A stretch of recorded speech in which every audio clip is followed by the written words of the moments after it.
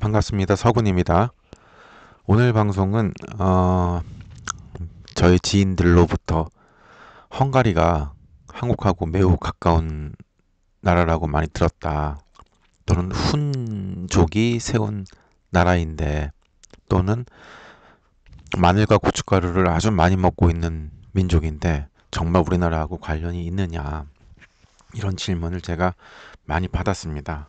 그래서 음, 헝가리는 우리 한민족과 같은 민족이고 같은 뿌리를 공유하고 있는 아, 역사를 함께하고 있는 그 국가이다.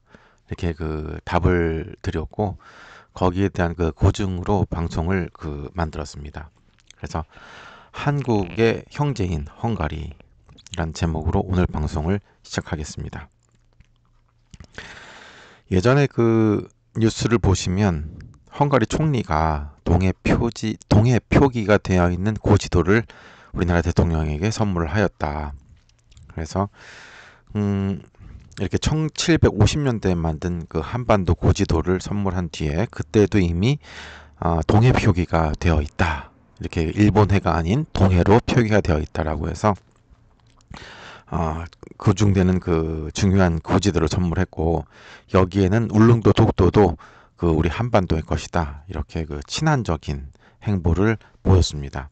그래서 국제 정세에서 어느 한 나라를 이렇게 그 두둔하거나 편을 드는 것은 결코 쉽지 않은 일임에도 불구하고 헝가리는 이렇게 우리 한국의 이런 뉴스에도 대대적으로 보도가 되었지만은 한국 지도를 이렇게 보여주고 여기에는 분명히 울릉도와 독도가 한국 것으로 되어 있다. 그리고 여기는 한국 동해 내지는 한국해이다. 이렇게 그 설명을 해서 역사적으로 아주 중요한 이런 고증 자료를 저희한테 보내주었죠. 그런데 이러한 행보는 비단 박근혜 정부 때뿐만 아니라 이렇게 문재인 정부 때도 이렇게 김정숙 여사가 이렇게 방문을 하여서 이렇게 그 헝가리 국가기록원에서 중요한 그 지도와 그리고 또 어떤 신부 베테르 신부님의 그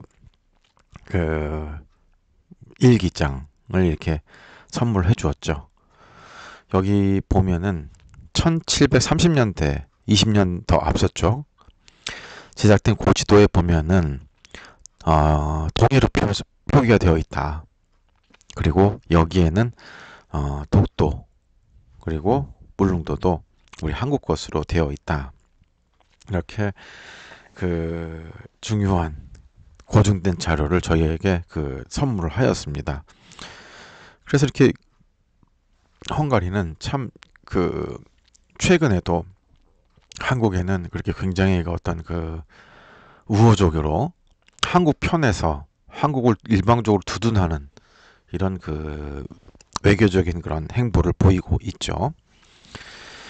그리고 이제 여기 보면은 그때 그 삐테르 신부님한테 1902년도 고종 황제를 아련하고 그때 이제 쓴 일기장을 그렇게 그 보여주는데 이 안에서는 내용을 보면 조선은 쇠퇴하고 있었지만 조선인들은 여전히 품위를 간직하고 있다.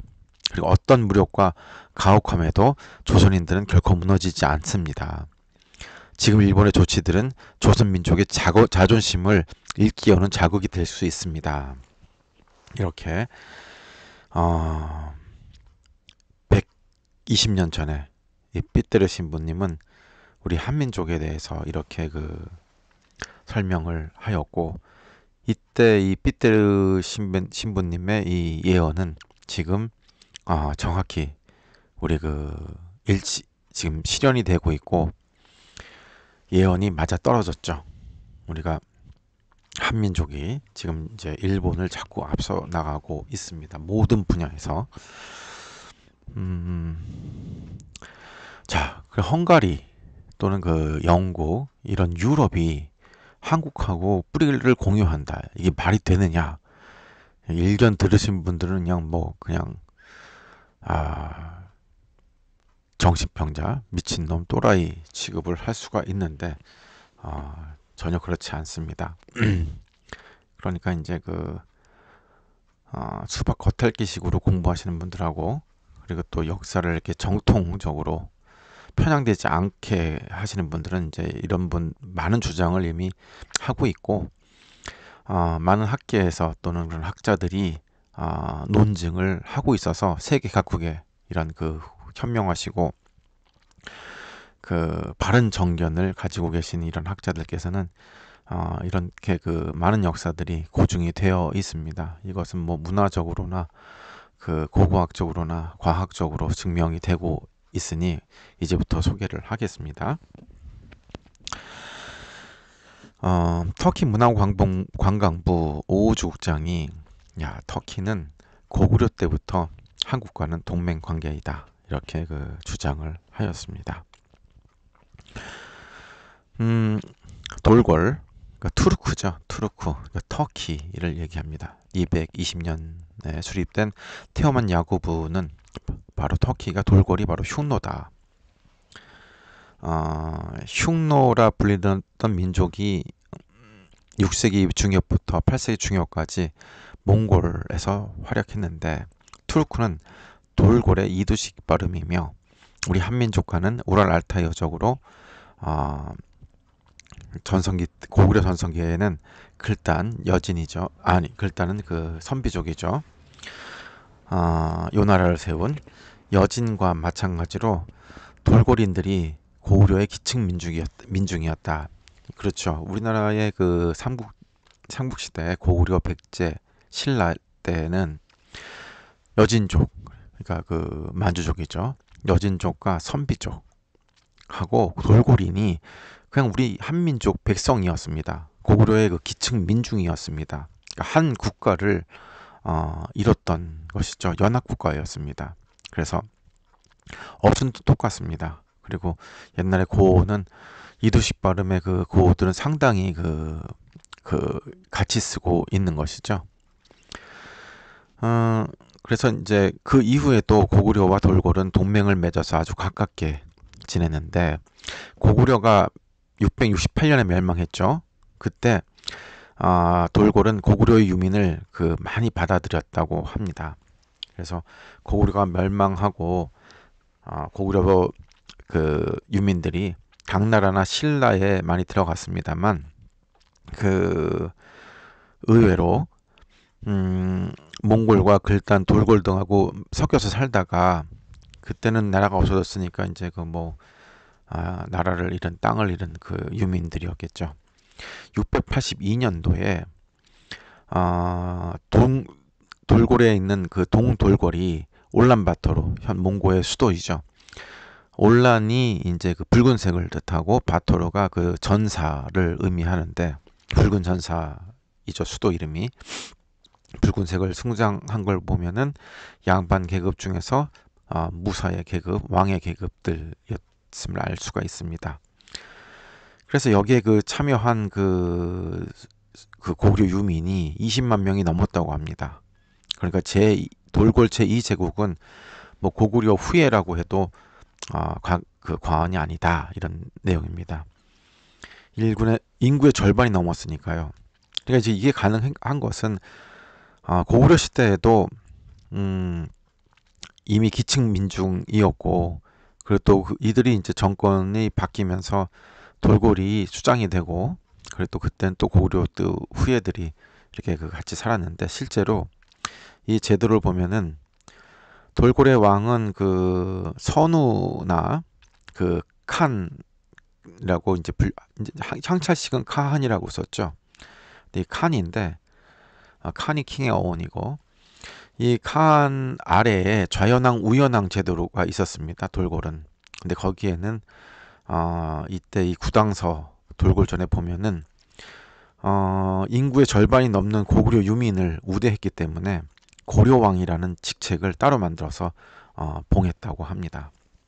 돌궐이 고려를 따로 이렇게 우대했고, 고려왕이라는 새로운 직책까지 만들었음을 알 수가 있죠. 그때 이제 여기 특이한 점이, 이때 수장을 여성을 뽑았습니다. 고려왕을. 그게 왜 이유가 뭐냐면, 고조선 시대부터 제사장을 단군이라고 호칭한 전통을 인정해서 탕구루 또는 탱그리라고 했는데, 탕구루 탱그리가 이제 그 단군을 의미하죠. 그런데 여기서 이제 그 여성을 뽑았다, 이거를 우리가 눈여겨 보야 될 것은 당시에 그 웅씨라고 합니다. 웅씨, 그 고뭉자죠. 예, 그 거기에 그 성씨의 씨자를 붙이는 건데, 웅씨가 사실은 뭐냐면 직책의 이름입니다. 웅씨라는 것이. 그 웅씨는 군장이라고 하는데, 군장은 모든 벼슬 중에, 모든 군사 중에서 그 우두머리를 군장이라고 했습니다. 그러니까 총사령관을 의미하죠. 그 총사령관의 직책 이름이 웅씨였습니다. 근데 그 웅씨는 여자가 되었습니다. 여자가 되었고, 그, 그 왕검이라는 것도, 단군이라는 것도 사실은 그 수장의, 제사장의 그 이름, 직책입니다. 그래서 그 단군도 그렇고 왕검도 그렇고 여럿이 있었었죠. 근데 이제 이 웅씨는 고조선 때 이제 그 여러 부족장들 중에서도 마지막 그 웅씨가 비서갑이라는 분이 계시는데, 비서갑 웅씨가 그 24년간 이제 재위를 했다는 기록이 있고요. 근데 그분이 이제 여성이었습니다. 그래서 이제 이런 그때 고조선 시대 때 풍습을 이 돌고리 인정을 했던 것 같아요. 돌고리 인정을 해서 여성의 수장을 제사장으로 임명을 했다. 그리고 그를 돌골말로 탕구루 또는 탱그리라고 했습니다. 그래서 이제 이 탱그리는 샤머니즘의 그 기원이 되죠. 그래서 이제 터키는 이슬람교로 개종을 하고 아랍 문자를 도입하였음에도 불구하고 아직도 탱그리 신을 숭배하고 있고, 그 사상과 풍습은 아직까지도 남아 있습니다. 근데 이거는 터키뿐만 아니라 유럽 전역이 이와 같죠. 여기가 이제 그 카자흐스탄에 있는 탱그리산입니다. 탱그리는 천신 이런 뜻인데 아주 웅장합니다. 7,010m. 예, 이 탱글산을 단군산이라고 하는 것이죠. 그래서 터키는 7세기에 토뉴크라는 사람이 소그드 언어의 문자를 만들어서 역사를 기록했다고 하는데, 이 소그드 언어에서 고구려와 돌고래 자세한 기록들이 나와 있습니다. 이것이 이제 그 호르원 강에 있는 그 비문인데, 여기 소그드 언어로 터키와 고구려의 이런 관계를 많이 이렇게 기록을 해어 있는데, 이 소그드 언어를 보면은 탱글이라고 하는 글자가 이 글자이고 하늘의 천신을 의미한다. 그래서 탱글이야 선우가 나오고 이 돌고리라는 단어가 나오는데, 동쪽으로 해 뜨는 곳에 고구려 왕까지 군사를 보내 만났다, 이런 그 기록이 나와 있습니다. 그래서 이제 그 동로마 제국의 시모카타 이 역사가가 614년에 저술한 히스토리암이라는 그 책에 이 기록된 것들 내용을 한 것을 보면, 대륙 북부 전체를 지배했던 유목민족인 그 아바스가 그쪽 서쪽 관할구에서 흥기한 신흥 민족 투르크에게 멸망당했다.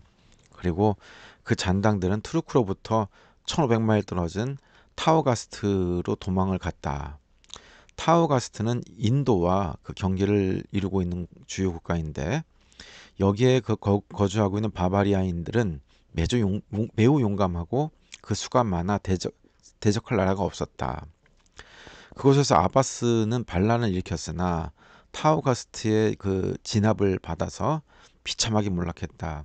그리고 타우가스트와 동쪽으로 이웃해 있는 무쿠리에게 도움을 요청을 했다.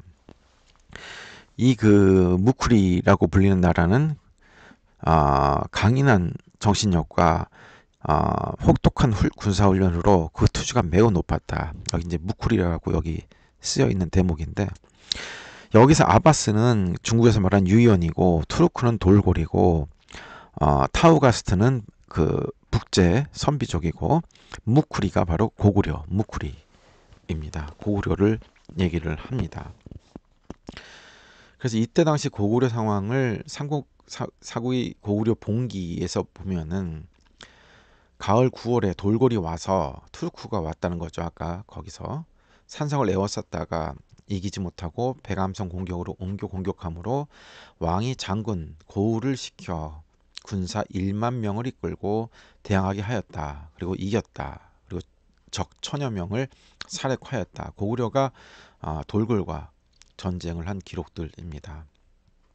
그리고 구당서의 말갈절을 보면, 말갈은 무릎 수십 부로 나누어져 있으며 그 각각의 추수가 있어 혹은 고려에 복속하고 혹은 돌고래 신속하였다. 그렇죠. 이 사이에 있었던 여진족들, 말갈족들은 고려에도 복속했고 투항했고 돌고래도 투항했다. 이런 내용들입니다. 그래서 고구려 세력권 안에 있던 말갈의 일부 세력이 돌고래 신속했다, 들어갔다라는 거고, 돌골과 가장 가까이 있었던 말갈은 송말 말갈, 이후 그 발해를 세운 대조용과 같은 곳이라고 합니다. 같은 그 부족이라고 하네요. 그래서 구당서에도 보면은 송말 말갈을 부유 말갈로도 표기를 했죠. 그래서 이후에 6세기 후반에 고구려를 자주 침공하였다. 수서에도 이렇게 그 기록이 되어 있습니다. 말갈이죠. 그 헝가리의 그 민족 대부분이 마자르족입니다. 마자르를 로마에서는 마르가르라고도 그 표현을 하죠. 영어로 마르가르 또는 메르키르라고도 합니다. 메르키르. 이때 당시에 이제 그 돌골의 역사를 보면은 신라와의 교역도 많았습니다. 금비단, 모피, 양질의 철분을 교역을 했는데, 신라의 역사적인 명칭인 시로, 사로, 세례, 로마도 그렇고 유럽은 당시에 그 세례라든가 사로로 신라를 표기를 했죠. 실제로 이제 삼국유사를 보면은 고구려 신라는 여기 보시면 서벌 또는 설아벌로 불렸고 사로, 시로, 시라 등으로 이렇게 불렸다라는 그 기록이 일치가 합니다. 그래서 당시에는 이미 유럽과의 그 교역과 무역 그리고 전쟁 이런 그의 역사가 이미 있었다라는 것입니다. 그리고 얼마 전에 이제 밝혀졌는데, 바티칸 비밀문서 수장고에는 교황 요한 22세가 고려 충숙왕에게 보낸 편지가 있었고, 그 필사본을 기록했는데 이렇게 발견이 되었습니다. 그래서 고려에 있는 그리스도인들에게 아주 잘 대해주신다는 소식을 듣고 무척 기뻤다라는 이런 내용이 있습니다. 그렇다면 우리나라의 기독교가 조선시대 후기 때 들어온 걸로 알고 있었는데 그렇지 않죠. 이미 고려 때 이렇게 그리스도인들이 우리 한반도 고려에는 들어와서 활약을 하고 있었습니다. 그러니까 자생천주교라고 이제 얘기하고 자랑을 했는데, 신부가 없이 우리는 자생적으로 그 천주교가 시작이 되었다라고 얘기했는데, 사실 역사적으로 보면 그 이전에도 이런 그 그리스도인들, 기독교인들이 교류가 있었다는 것을 알 수가 있었습니다. 그래서 이제 일본의 역사학자 요시미즈 씨가 그 로마 문화 왕국과 신라라는 이런 책을 썼는데, 이미 그 과거에 그 로마 때부터 신라 때는 이렇게 그 교육을 하고 있었다. 여기 이제 보면 이 사람이 주장하는 엑스칼리버입니다. 이 금으로 된 이 그 여기 보면 어, 삼문이 있는데 이 세 가지 문양이 황태극으로 되어 있습니다. 태극으로 문양이 되어 있죠.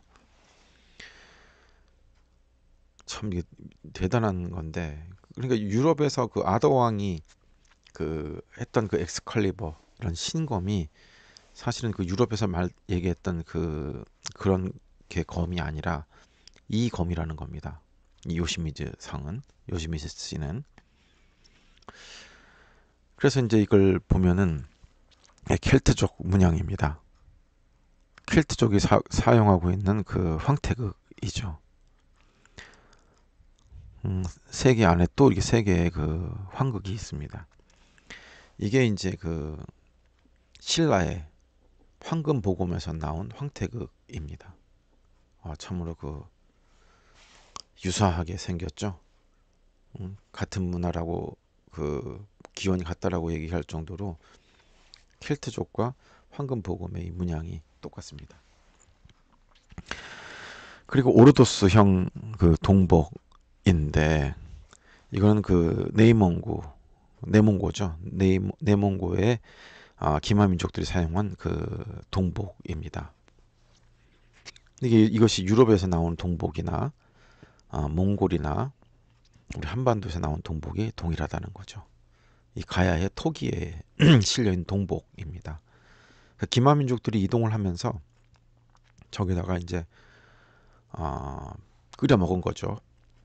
그러니까 이제 그 말린 고기나 야채를 넣어서 국을 끓여서 음식을 끓여서 먹은 것입니다. 근데 이 동복은 유럽의 동복이나 중앙아시아나 우리 김해나 경상남도 김해에 있는 동복이나 거의 뭐 동일하다는 겁니다. 이것이 뭐 거의 일치할 정도로 같은 민족과 같은 사람들이 만들었다고 해도 과언이 아닐 정도로 동일함을 알 수가 있습니다. 또는 KBS에서 이제 방영한 건데 흑해에 있는 유럽에 있는 이 유리병과 우리 신라의 황금대총에서 나온 그 유리병이 거의 뭐 동일하다. 이게 같이 이렇게 이런 것을 그 유사성을 알 수가 있습니다.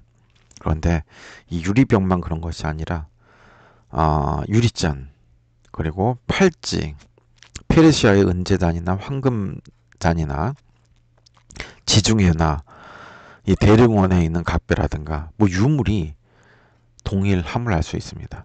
유럽에서 나온 그 유물과 우리 한반도에서 나온 유물이 어떻게 이렇게 비슷하고 동일할까요? 그런데 유물뿐만이 아닙니다. 이걸 DNA로 목의 DNA로 이제 그 분석을 해봤더니 한반도와 몽골과 우즈베키스탄의 사람들은 거의 뭐 DNA가 가장 유사하고 가장 가깝다. 우즈벡, 스키타이, 신라, 몽골, 현대 몽골인, 조선인들 할 거 없이 세계적으로 DNA가 가장 그 가깝다, 비슷하다라는 것을 알 수 있었습니다. 그런데 충격적인 것은 요시미즈 그 박사가 그 주장했던 그 엑스칼리버는 신라의 황금대총의 황금보검하고 동일합니다. 이건 뭐 같은 겁니다. 이게 세계적으로 3점인가 4점인가 지금 발견이 됐는데 이게 뭐 크기만 약간 그 다르지 동일한 그 칼이었습니다. 이 황금이 아직도 뭐 그대로죠. 여기 허리에 이렇게 약간 찰 수가 있으면서 뺀 건데 이것이 요시미즈 씨는 그 아더왕의 그 엑스칼리버다라고 주장을 하는 거죠. 영국에. 그러니까 다들 미치지 않고서는 어떻게 영국과 한국, 헝가리, 뭐 핀란드, 뭐 터키 이런 유럽을 한국의 역사하고 이렇게 뿌리를 같이 이렇게 견주냐 말이죠. 그런데 미치지 않았습니다. 그분들이 다 그러니까 이제 그겁니다. 장님 세상에는 두 눈 다 뜬 사람이 바보인 거죠. 잘못된 병신인 거죠. 그런데 사실은 이 세상은 그 소수의 그 깨어있는 자들이 이끌어가고 이 잘못된 그 거짓을 그러니까 이제 정복자나 이런 그 지배자들이 그 왜곡시켜 놓은 이런 그 역사를 이 거짓된 그 거짓 구름을 다 걷어내고 밝은 진리를 드러내고 있는 것이죠. 근데 이런 그 세계 곳곳에 밝은 학자들이 있습니다. 내셔널 지오그래픽에 보면은 그 아저 왕의 이 석판이 발견이 됐는데 여기 킹 아서의 이름이 쓰여 있다. 6세기의 것이다. 아서 왕의 존재를 여기다 이렇게 썼다. 근데 그 아서 왕이 바로 켈트인이다라는 겁니다. 근데 이제 이 유럽에서는 그 신화적인 그 이야기다라는 얘기도 많이 있죠. 근데 이 아서가 켈트에는 아츠라는 거고 아츠는 켈트에서 곰이라는 단어입니다. 그래서 곰은 켈트 문명에서는 왕을 상징한다는 것이죠. 그러니까 켈트는 그 우리 민족의 뿌리하고 같습니다. 사실은 뭐 머리를 따고 있고 여러 가지 그 의미들이 있는데 이어서 보면은 켈트의 어원이 그 케레이트이죠. 케레이트입니다. 케레이트가 바로 우리 그 한자로는 향찰식은 결해라고 하죠. 우린 결해 민족이라고 하잖아요. 결해 민족이 원래 케레이트 민족입니다. 우리가. 그래서 이제 이 케레이트 민족이 유럽에 진출해서 바이킹이 되는데 이 바이킹이 되는 게 우리 그 김해에 있는 가야에 있는 그 김씨들이죠. 김씨들이 그 케레이트족이고 고래 사냥을 하면서 그 전 세계를 그 돌아다니고 지배를 하는데 그들이 이제 치우뿔 모양의 그 투구를 쓰고 있고 편두를 하고 있고 우리 한민족의 그런 그 문화와 풍습을 이렇게 많이 그 동일하게 그 사용하고 있었음을 알 수 있습니다. 그래서 이 바이킹들이 영국을 정복을 했고 바이킹의 이름을 그 켈트라고 합니다. 그래서 그 유럽의 뿌리 그 아서왕이 바로 그 아사에서 나왔고 우리 그 켈트의 고대 언어가 아사인 거죠. 아사가 이제 아사달 또는 뭐 그 일본에서도 그 처음에 후지산을 그 아소산이라고 했죠. 그 아사달 그 아사의 딸이 그 산이다 이렇게 되어 있고 구마모토에 있는 그 거기에 있는 그 섬에 있는 그 산도 아소산입니다. 그래서 이제 아소나 아사나 이런 이름은 그 세계 곳곳에서 이렇게 발견이 되고 있음을 알고 있습니다. 그래서 이제 이 슈메르에서는 이 딩기르 또는 살곤이라고 하는데 이걸 단군을 의미하죠. 여기 보시면은 왼쪽에 있는 것이 천년 전에 솔고가 그린 단군 그림입니다. 신라의 솔고가 어떻게 그 슈메르의 이 사르곤을 봤는지 이 두 권의 이 문양이 똑같습니다. 솔고의 이 두 권의 문양과 슈메르의 그 사르곤 1세의 두 권의 문양이 똑같아요. 수염은 뭐 그렇다 치더라도 모습하고 이 두 권의 이 모습, 이 문양을 이렇게 동일하게 그렸음을 제가 보고 그 소름이 끼칠 정도였는데 이집트의 타르쿠, 히타이트의 타르훈, 은나라의 탕군, 투르크의 탱그리, 시베리아의 탕가라 이 모두가 단군을 지칭하는 그 의미였습니다. 천신이죠. 하늘의 신. 그래서 이제 이 케레이트는 그 까마귀를 상징을 하는데 우리 고구려가 그 삼조고죠. 삼조고 문양을 사용합니다. 까마귀. 태양족 그러니까 그 불에 태양에 가깝게 새까맣게 타가지고 까마귀가 되었다고 하는데 이 까마귀족을 케레이트족이라고 하고 한자로 향찰식으로는 결해라고 씁니다. 그래서 우린 결해 민족이라고 하는데 결해 민족이 바로 케레이트 뜻입니다. 케레이트에서 이제 켈트가 나오는데 이 루브르 박물관에 있는 이 슈메르의 남녀상, 사실은 이 단군상이죠. 그런데 여기 보세요. 솔고의 이 단군 그림을 보면 이 머리띠만 똑같은 게 아니라 이 무늬, 예, 낙엽 무늬까지도 동일하게 그렸습니다. 참 어떤 그 분명한 그 어떤 그 기원이 있었을 텐데 이렇게 그 후대의 사람들이 이렇게 선조들의 이런 그 발자취를 찾아가면서 이렇게 한두 번 놀랄 때가 아닙니다. 놀라는 게 한두 번이 아닙니다. 이게 왼쪽에 있는 그 켈트의 치우상인데 12월 25일 크리스마스 이 그 화요일을 그 티우스데이라고 하는데 이 티우스데이는 치우스데이에서 유래가 되었다. 이건 제 얘기가 아닙니다. 콜롬비아 그 대사전에 이렇게 나와 있습니다. 불의 신 그 화요일이 티우스데이라고 하는데 티우스데이는 뭐냐면 바로 치스칸. 이 치스칸이 치우인데 숲속의 황소고 대샤먼이다. 치우는 샤먼 중에서도 대샤먼이다라는 뜻이죠. 그러니까 제사장이다. 이런 뜻인데 켈트 신화에서는 치우가 바로 천신이라고 합니다. 독일에서는 찌우라고 하고 켈트어는 티우라고 하는 거죠. 그래서 찌우가 나중에 그 제우스가 되는데 제우스가 되는데 제우스 신에게 그 바치는 게 이 치스가 바로 그리스 신화에서는 제우스 신이 됩니다. 그래서 제우스 신에게 그 제사를 지내고 하는 것이 올림픽이었죠. 그 올림픽이 바로 우리 그 한민족의 그 치우의 제우스가 맞다면 제우스에게 그 했던 그 제사 의례였다면은 바로 그 치우에게 하는 거였습니다. 치우가 우리 배달국의 14대 그 제사장이었죠. 치우천왕인데 전쟁의 신이고 이 치우천왕이 그 유럽에서는 찌우루 그 추앙되고 있고 켈트로는 티우라고 합니다. 그래서 티우가 바로 티우스데이가 돼서 화요일의 어원이 된다. 이렇게 그 되는데 이게 그 아사툴도 튀르라고도 그 발음이 됩니다. 이 아서나 아사투르, 티르 이게 다 거기랑 그 연관이 되어 있습니다.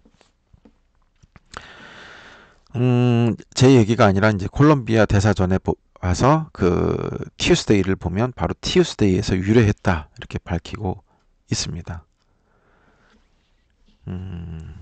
그래서 보는데 이 투르크메니스탄 화폐입니다. 여기 보면 이 치우는 이 뿔을 상징하고 있는데 이거는 뭐 일본에서도 치우천왕을 보면 우도천왕이라고 별칭으로서 우도천왕이라고 얘기합니다. 그리고 묘족의 그 조상신이 바로 이 치우고 치우는 이 황소뿔을 그 의미하고 있죠.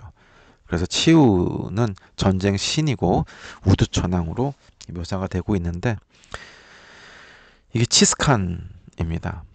치스칸, 치우천왕이죠. 치우천왕. 그래서 유럽의 그 숲속의 황소를 여기도 황소라고 또 얘기하지 않습니까? 우두천왕, 소머리라고 얘기하는 것처럼 그래서 항상 그 치우천왕은 소머리입니다.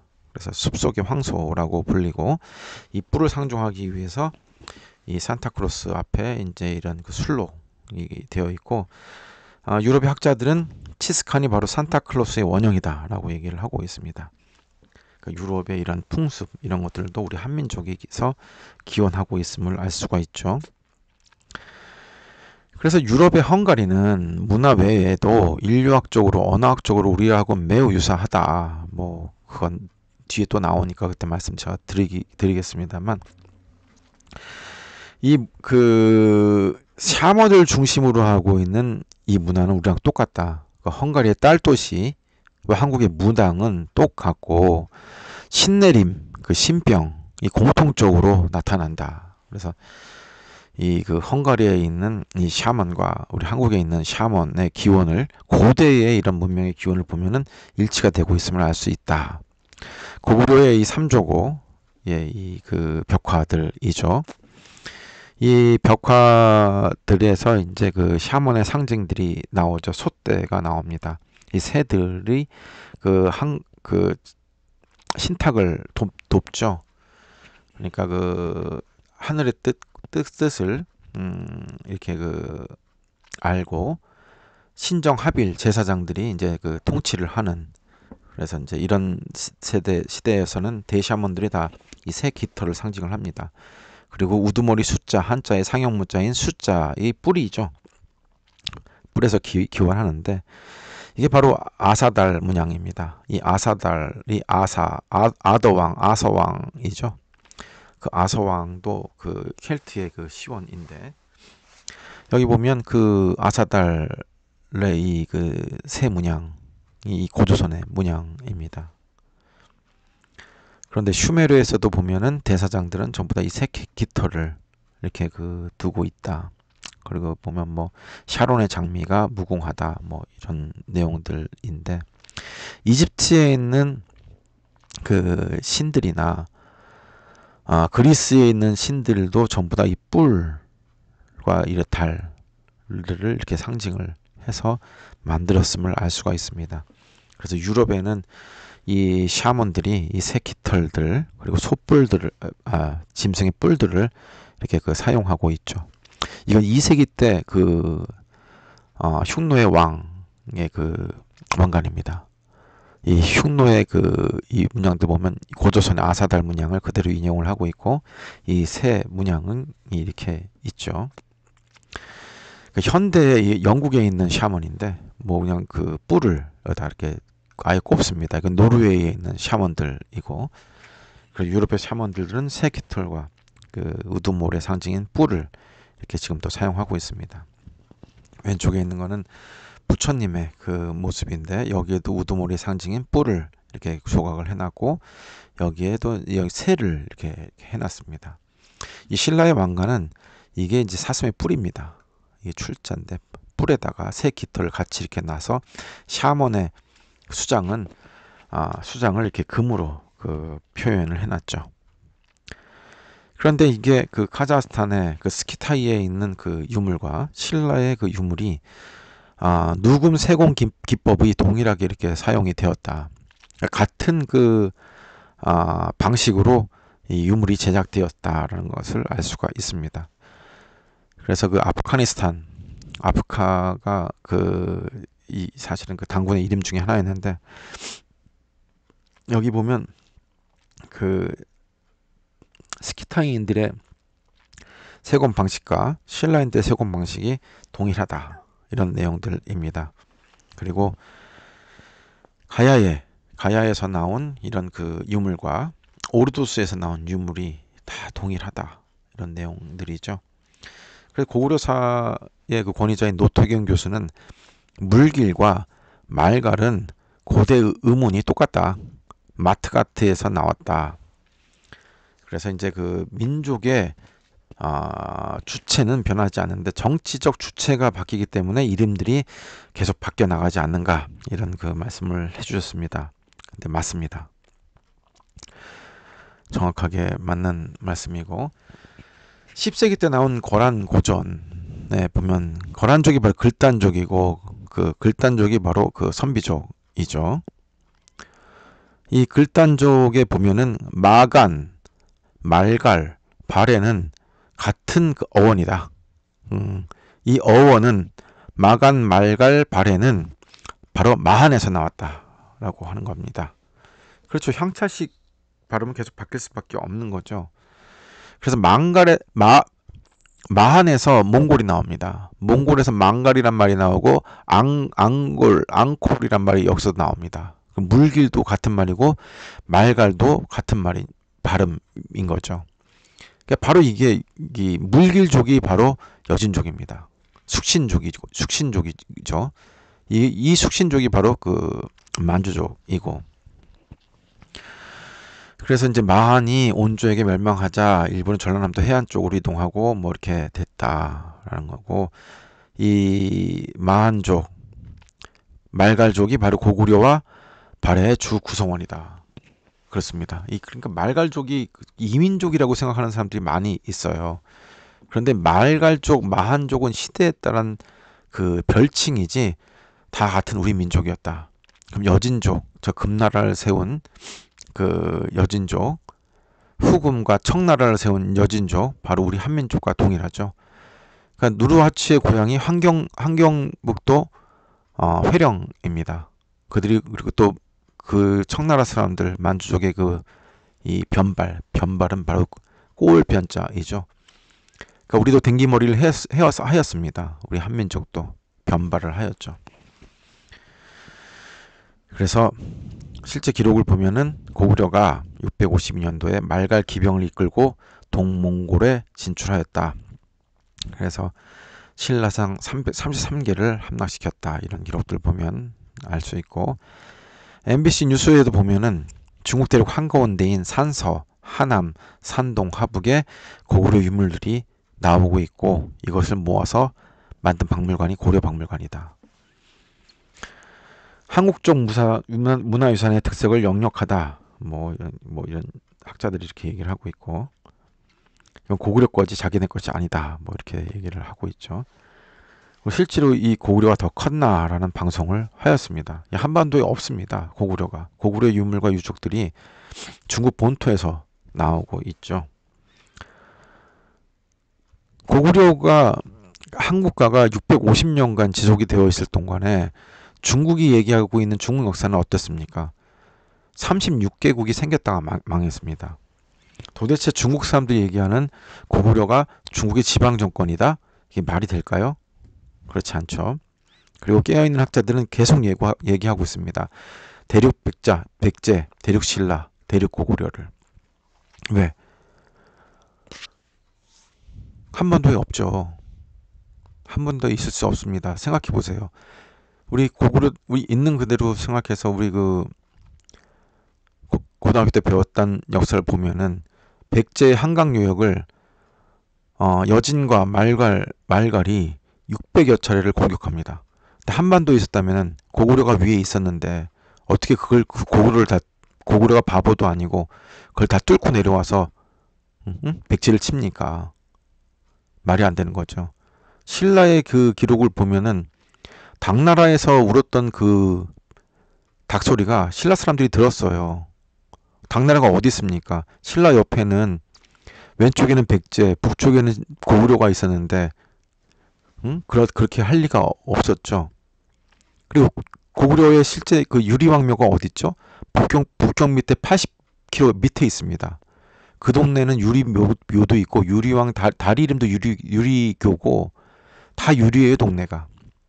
백제도 마찬가지고. 그러니까 실제로 그 고구려 백제 신라는 한반도에 없었다. 이게 대세이고, 그 황국사관, 식민사관은 일제가 만든 것입니다. 그래서 이제 그걸 알아야 되고, 또 실제 삼국지를 보면은 손곤이 사자, 사갱, 중서, 진순을 시켜서 고구려 사신으로 보낸 기록이 있거든요. 그래서 거기에 이제 그 사신으로 기록된 기록하고 전쟁을 한 기록의 역사를 보면은 알 수가 있습니다. 감능과 안평과 발의 하간을 빼앗았다라는 기록이 있어요. 삼국지에서 송곤의 오나라가, 또는 사자를 보낸 기록들도 있고. 그러면 하간이 어디 있습니까? 하간은 송나라 때 고지도를 보면 바로 북경 옆입니다. 여기가 하간이에요. 이 하간이 고구려 땅이었다라는 겁니다. 오나라가 전쟁을 하였죠. 감능은 더 밑이에요. 산동계입니다. 그 광평부 청하연이 여기가 이 감능인데 이게 고구려 땅이었다라는 거예요. 실제로 오나라가 이걸 전쟁에서 뺏었답니다. 자, 그리고 여기 보시면 카자흐스탄에 있는 그 기록인데, 여기 보면은 위구르족도 이 한국계 민족들입니다. 이 케레이들, 이 결해족들이죠. 까마귀들, 이 케레이트가 이제 그 켈트의 그 기원이라고 말씀드렸습니다만, 이 사람들이 이제 12개 연방 국가를 건설하였다. 이런 내용들이 나옵니다. 12개 연방 국가는 우리 고조선의 그 풍습이죠. 그래서 한국은 색족이라고 하고 샤카족이라고 하고, 카자흐스탄은 삭족이라고 합니다. 단군을 탱글이라고 하고 조선이라고 하고 수스라고 하고 마한 진한편은 오르타쿠스 울루라고 하고 아사다를 아스타나라고 합니다. 아스타나죠 지금도. 그래서 강인욱 교수님께서 얘기하면은 한서에는 고조선이 흉노의 왼팔이다. 훈족이 바로 그거죠. 선비족입니다. 선비족이 글단, 거란이고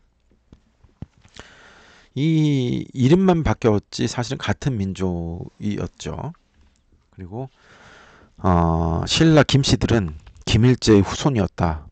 투후 김일제 그 왕자죠. 흉노의 후손이었다라고 얘기 나오고 있고 실제로 문무왕은 신라 문무왕 비문에 죄송합니다. 그 신라 문무왕은 그 김일제의 그 후손이다라고 이렇게 그 기록이 되어 있습니다. 문무왕릉비에 보면은 여기 진백이라고 하는데 이 진백은 진시황의 22대 선조 진목왕을 뜻한다. 국사편찬위원회에서 이렇게 제공한 것인데 이 중국의 주학연 박사가 쓴 책입니다. 진시황은 원래 몽골말을 하는 여진인이었다. 여진인이었죠. 그러니까 사실 여진, 말갈, 선비, 글단 이 돌궐들은 거의 한민족이었었어요. 한민족이었고 언어가 같았습니다. 중국을 통일하고 지금의 중국의 그 기치를 만들었던 진시황도 여진이라는 겁니다. 이 주학연은 저서가 엄청나게 많아요. 30여 권인가 40여 권인가 되는데 이 사람이 언어 전문가입니다. 고대의 그 언어를 다 비교 언어학으로 밝혔는데 죄송합니다. 진시황은 몽골어를 하는 여진족이었다라고 얘기를 합니다. 밝혔습니다. 아주 뭐 자세하게 제가 제 방송 옛날 걸 보면은 이것도 제가 그 만들어 놓은 것이 있는데 한번 참고를 해봐 주십시오. 아주 제대로 이 사람이 밝힌 것인데 실제로 복묘용갱에 보면 이 병사들 복장을 보면은 돌궐족, 친막족 병사들하고 동일합니다. 그러니까 고구려나 우리 한민족의 그 병사들의 옷과 동일하죠. 실제로 보면 이게 통갑이 아니라 편갑으로 다 되어 있어요. 이게 다 우리 한민족의 그랑 동일합니다. 근데 이래서 이거를 또 제가 뭐 혼자 얘기하거나 이런 사람들 얘기를 주장하면 그 헛소리다 이렇게 얘기를 하실 수가 있는데 그래서 이제 유럽 사람들 내지는 다른 학자들이 얘기하는 걸 제가 다 말씀드리겠습니다. 독일 국영방송이죠. GDF에서 스핑크스 역사의 비밀을 찾아서라고 잃어버린 고리라는 제목으로 이제 방송을 하였는데 유럽을 강타하여 게르만 민족의 대이동을 촉발한 훈족을 취재를 했더니 훈족의 고향은 이제 얘기하는 겁니다. 유럽이 아니라 아시아 대륙의 최동단이다라는 겁니다. 이들을 계속 추적해서 쫓아가 봤더니 한반도의 남쪽인 신라와 가야까지 이거를 지목하게 됩니다. 이거는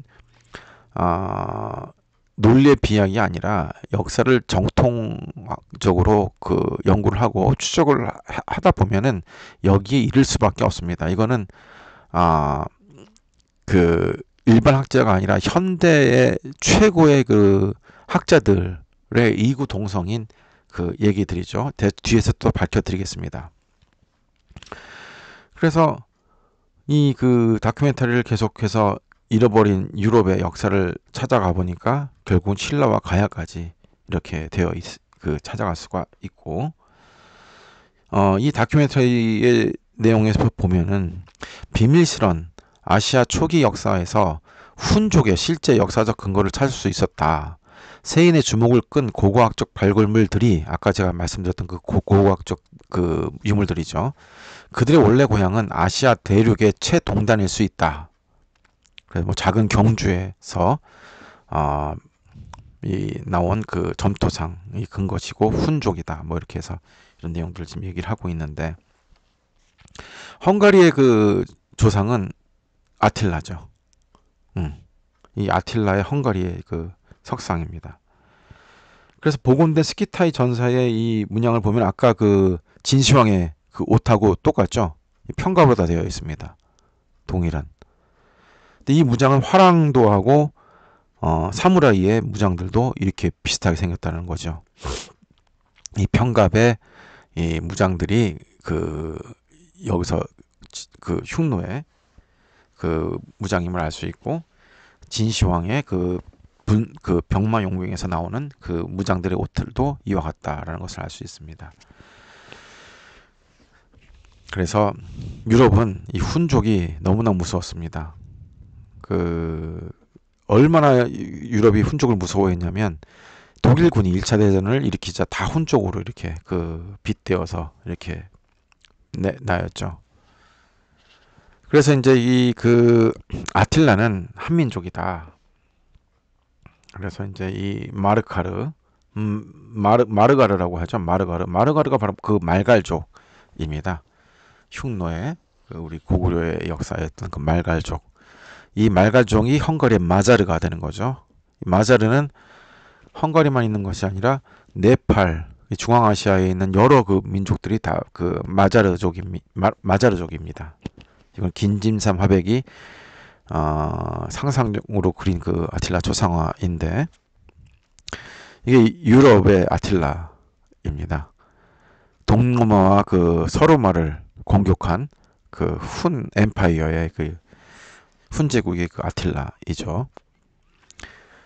여기 아틸라 거리가 있습니다. 헝가리에는. 그래서 헝가리의 영웅이 이 아틸라인데, 유럽 사람으로 이렇게 그려져 있죠. 사실 그렇지 않습니다. 그래서 이 훈 엠파이어, 훈 제국은 이렇게 컸다. 프랑크, 독일도 있고, 이 작센인데, 작센 지방 이렇게 있고 이렇게 되어 있습니다. 결국 이것도 다 우리 한민족에서 유래되었다라고 하는 것을 알 수가 있는데, 조르주 로슈그로스의 그림을 보면은 이 훈족이 얼마나 무서웠는지 알 수 있습니다. 이 유럽 사람들 전부 다 이렇게 무릎 꿇혀 놓고 유럽의 여인을 이렇게 막 안고 납치해 가고, 얼마나 유럽 사람들이 훈족을 무서워했는지 알 수가 있는 대목이죠. 못 이겼습니다. 유럽 사람들이. 근데 이게 보면은 이게 그 헝가리에서 제작해서 판매하고 있는 그 훈족의 망궁이라는 건데, 이게 우리 한민족의 각궁하고 동일하게 생겼어요. 그리고 이 배사도는 이 헝가리의 이 동전에 있는 배사도하고 똑같아요. 고구려에 있는 이 그림하고 이 헝가리 이 주화에 있는 이 배사도는 이게 말 달리면서 허리를 틀어서 뒤를 쏜다는 거죠. 이게 굉장히 어려운 기술입니다. 이 배사 장면은. 근데 이 헝가리에서도 이렇게 나와 있고 굉장히 비슷하죠. 이 유물이라든가 이런 것들이 동일함을 알 수가 있어요. 그런데 이제 유럽에서 보면은 이 훈족은 결국은 이렇게 이게 흉노인데 흉노 중국어로 흉노라고 썼죠. 이 흉노인데, 이 흉노를 이 한자로 이게 만든 게 중국 사람도 만든 거예요.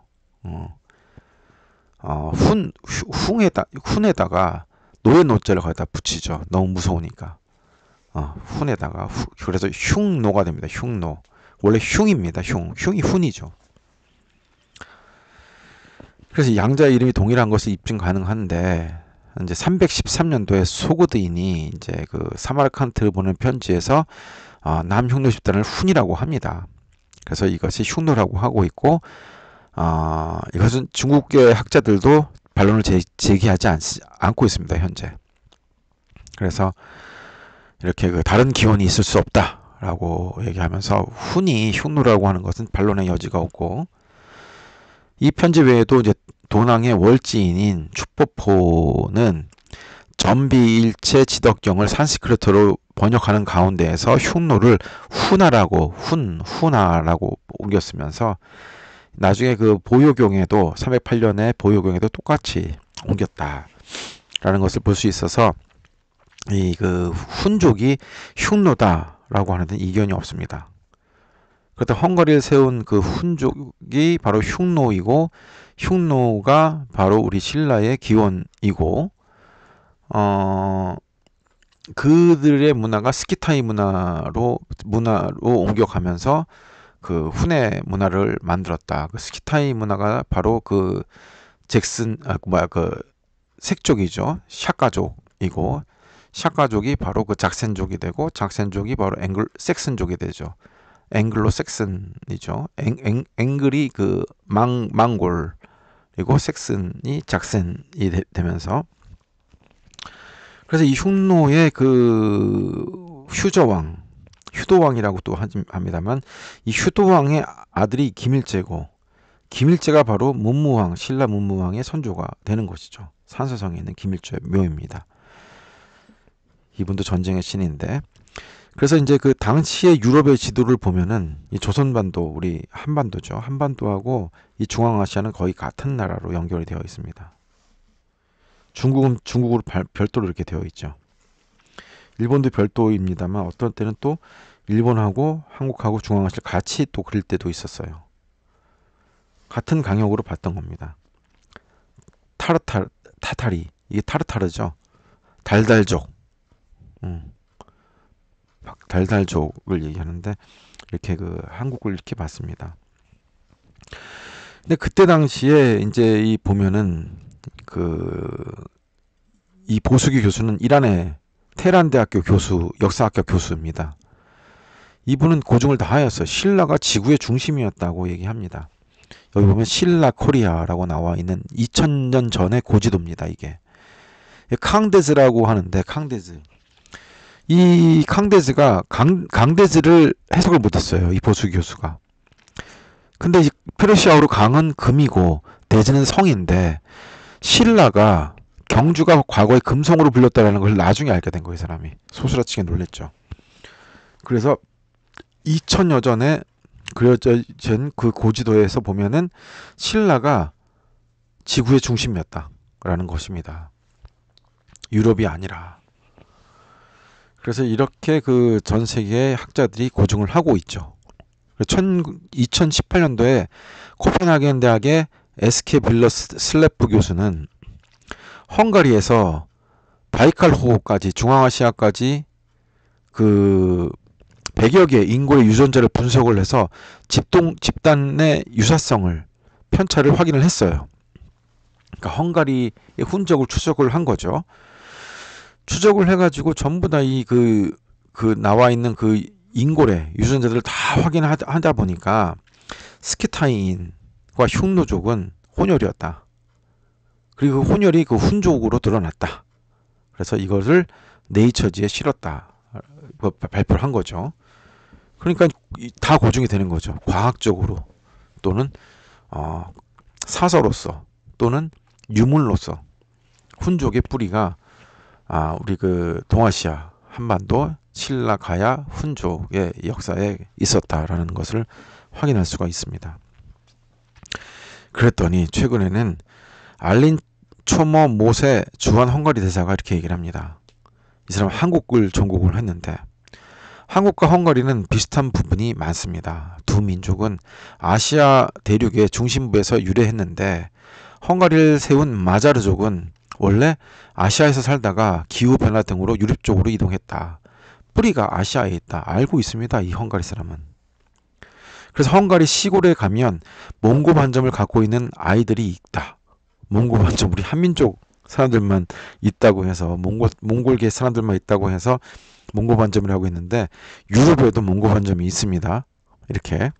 그리고 양국의 언어 모두 우랄 알타이어족에 있고 헝가리는 유럽에서도 독특하게 한국과 같이 성과 이름의 순서가 같다. 이게 헝가리뿐만 아니라 유럽에 아주 그 뼈대 있는 가문들은 이렇게 써요. 킴 베신저부터 뭐 리메이저스라든가 이렇게 그 뼈대 있는 가문 이런 성을 아주 그 강조하는 그 집안들은 유럽에서도 성을 뒤로 쓰는 게 아니라 성을 앞으로 씁니다. 근데 헝가리는 유럽에서도 더 많이 쓴다는 거죠. 그리고 주소를 쓸 때도 한국과 같은 순서를 쓴다는 거죠. 그래서 헝가리 사람들은 우리의 먼 친척은 아시아에 있다라고 생각을 합니다. 지금도. 네. 그러니까 이런 건 뭐냐면 점점 그 정보가 그 공유되고 있음으로써 다 밝혀지는 거죠. 역사가 그 교차 검증이 되고 있는 겁니다. 그 몽고 반점이 헝가리 사람들한테도 있다. 그래서 이제 여기 보면은 이제 나옵니다. 고추 마늘을 우리나라만 잘 먹는 줄 알았더니 아니다. 헝가리도 마찬가지다. 헝가리의 육개장이라고 불리는 굴라시라는 것이 있다. 뭐 진짜 똑같답니다. 깜짝 놀란다고 합니다. 고추하고 마늘로 양념했으면 비슷하겠죠. 뭐 헝가리 시골의 모습입니다. 깜짝 놀라죠. 고추 말리는 겁니다. 마늘도 이렇게 걸어놓고 고추를 이렇게 말리고 있는 것이죠. 근데 이 모든 거를 최고 권위자의 입으로 제가 말씀드리겠습니다. 서울대학교라든가 우리나라 이런 유슈의 대학에서 고고학과에서 가리키는 게 텍스트죠. 교과서입니다. 바로 이제 그 영국 캠브리지 대학교의 석좌 교수인 콜린 램프루 교수인데 현재 인도 사람 유럽 사람들 원조를 추적해 보다 보니까 9천년 전에 중앙아시아 또는 아나톨리아로 이주해 온 아시아 사람들이라고 다 얘기를 하고 있고 이것을 고고학적으로 뒷받침하고 있습니다. 그러니까 앵글로색슨족 아까 얘기했던 브리튼 섬에 들어가죠. 브리튼 섬에 들어간 게 아더왕입니다. 그 아더왕 켈트의 선조인 그러니까 이제 켈트 선족이니까 이 우리 아시아 사람이죠. 그 아더왕이.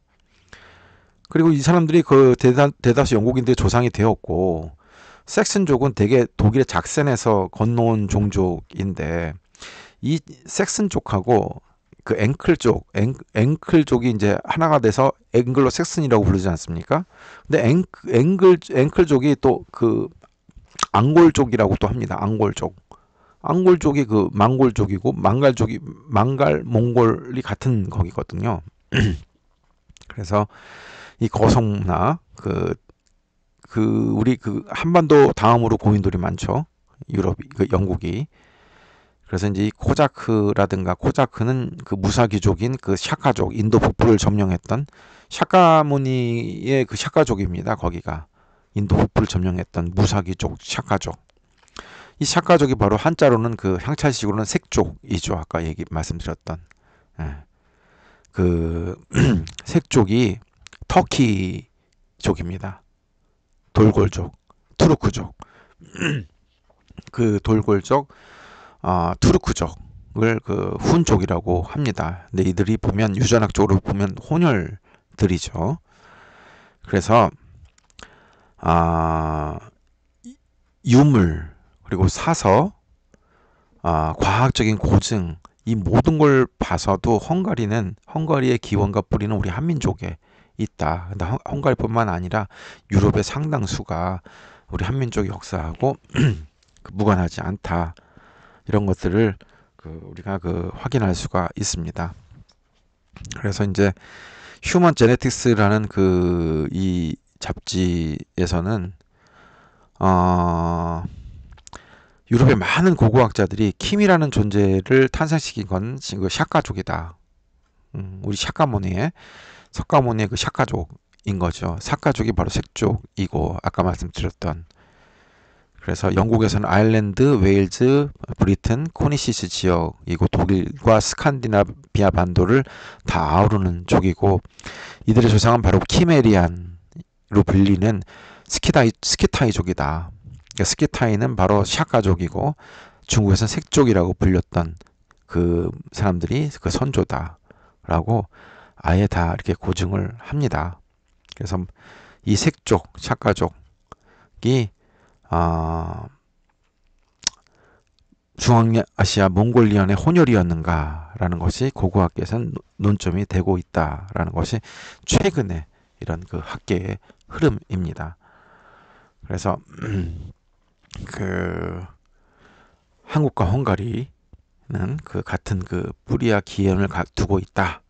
이것을 중국에서 그 중국의 사설을 가지고 또 한번 그 방점을 찍어보자면 사고전서하고 후한서에 보면은 동방을 이라고 한다. 동방왈이라고 얘기합니다. 그러니까 동방을 아예 이족이라고 합니다. 동이족의 이족이죠.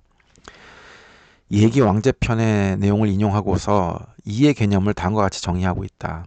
동이족입니다. 우리 이란 것은 저이다. 저입니다. 저는 뭐냐 하면 노자의 심근고조란 말에서 알 수 있듯이 근본 저의 근본 본의 근기 기초 등을 나타냅니다. 그래서 모든 만물이 땅의 뿌리를 받고 태어난 것이라고 얘기합니다. 그러니까 동방을 저라고 하는데 동방을 이라고 하는데 이는 저다. 동이는 저다. 모든 곳의 뿌리이다. 모든 곳의 근본이다. 라고 중국의 그 사설을 인용해서 이번 방송을 마치도록 하겠습니다. 그래서 그 뭐랄까 국뽕이라고 얘기하고 마치 뭐 모든 것을 또 한반도에 한국인의 기원하고 뭐 이렇게들 그 얘기한다고 해서 공격들도 하고 그 얘기들도 많지만 사실을 있는 그